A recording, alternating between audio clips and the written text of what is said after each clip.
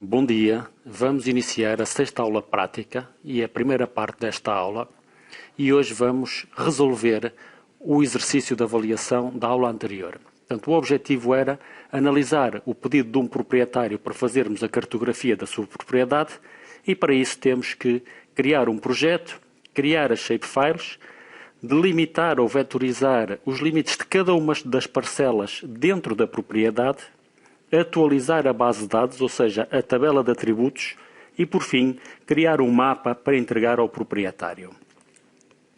Começamos por criar uma nova pasta dentro da nossa pasta de trabalho. Portanto, eu procuro a diretoria do curso, ou a pasta do curso, procuro a pasta específica que me diz respeito e crio uma nova pasta, à qual vou chamar teste número 2, e dentro dessa pasta vou criar uma outra pasta para gravar shapefiles e uma pasta para gravar o mapa ou os mapas que venha a produzir. Portanto, tal como dizia o enunciado, lemos atentamente o que se procura e começamos por criar o ambiente de trabalho mais adequado. Posteriormente, copiamos as shapefiles para o nosso computador. Portanto, vamos procurar a pasta original dos dados, vamos copiar e vamos colar na nossa pasta. Devemos copiar e colar e não arrastar de umas pastas para as outras, porque isso limpa os ficheiros originais.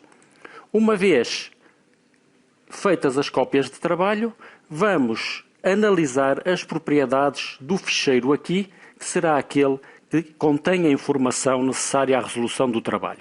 Portanto, botão direito, propriedades, e verificamos que o sistema de coordenadas é o WGS84 UTM29N e que, em termos de base de dados, campos da base de dados, temos os 3 campos automáticos e os 3 campos que o produtor criou: ocupação do solo, uso do solo e designação, ambos do tipo texto. Isto significa que as nossas shapefiles, dentro da tabela de atributos, também terão que ter estes campos. Portanto, analisadas as propriedades, vamos começar por atribuir o mesmo sistema de coordenadas que o proprietário utilizou. Portanto, View Data Frame Properties, coordenadas projetadas, dentro das projetadas as UTM, dentro das UTM o WGS84 hemisfério norte e dentro do hemisfério norte o 29N.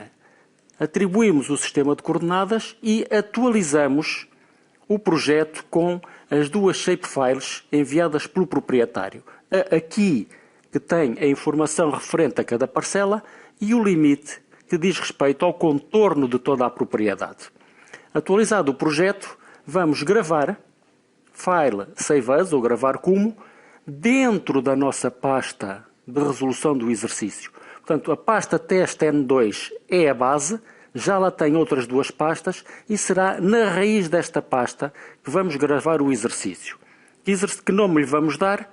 Teste 2, porque é o que estamos a fazer, respeitante ao ficheiro aqui 1, que é o do proprietário. Se fosse um exercício do qual conhecêssemos o nome da quinta, seria teste 2 e o nome da quinta. Abrimos a base de dados da shapefile aqui e analisamos o conteúdo.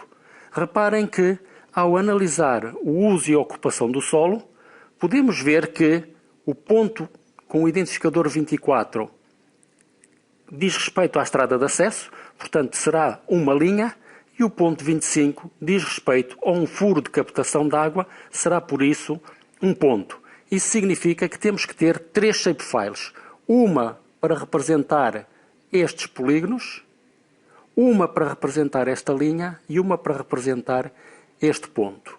Vamos então criar essas 3 shapefiles. No entanto, há aqui um pormenor.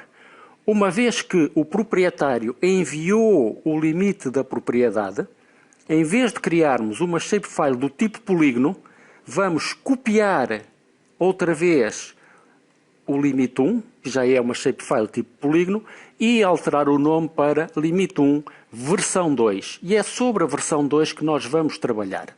Portanto, voltamos ao ArcCatalog, voltamos à pasta das shapefiles que está dentro da pasta onde estamos a resolver o teste ou o projeto. New Shapefile, uma do tipo pontos, sem esquecer o tipo que tem que ser ponto e o sistema de coordenadas, e uma do tipo linha, sem esquecer que tem que ser polyline e também ter o mesmo sistema de coordenadas. Criamos estas duas shapefiles, elas aparecem por defeito no monitor ou na TOC, e agora vamos outra vez à pasta das shapes e copiamos o limite 1. Colamos, ele aparece como limite 1 copy, atribuímos-lhe um novo nome e atualizamos o nosso projeto. Não esquecer que antes de começar a trabalhar é preciso acrescentar o campo aqui ao fecheiro de pontos, uma vez que ele só tem a designação. É preciso acrescentar o campo designação e comprimento ao fecheiro de linhas. E é preciso acrescentar a ocupação do solo, o uso do solo, a casta, a área e o perímetro. Não esquecer que as bases de dados têm que estar sempre atualizadas. Feito este procedimento, abrimos o símbolo tabela, New Field, designação tipo texto, abrimos a tabela New Field texto, New Field comprimento, double 10.2, abrimos a tabela, New Field ocupe solo, uso solo e casta, porque a designação já vinha com o fecheiro do proprietário, tanto mais que já está preenchido o limite da propriedade, portanto 3 campos do tipo texto e 2 campos do tipo double 10.2. Estamos assim em condições de começar a trabalhar. Porém, vamos agora configurar o ambiente de trabalho para que possamos trabalhar de uma forma confortável. Ou seja, removemos o fundo à shapefile do limite e acrescentamos uma etiqueta com o identificador à shapefile aqui.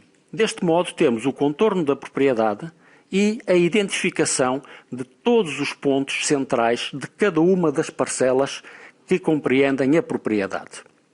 Na próxima aula prática, ou seja, na próxima parte da aula prática, na segunda parte, vamos continuar a desenvolver este exercício. Até já!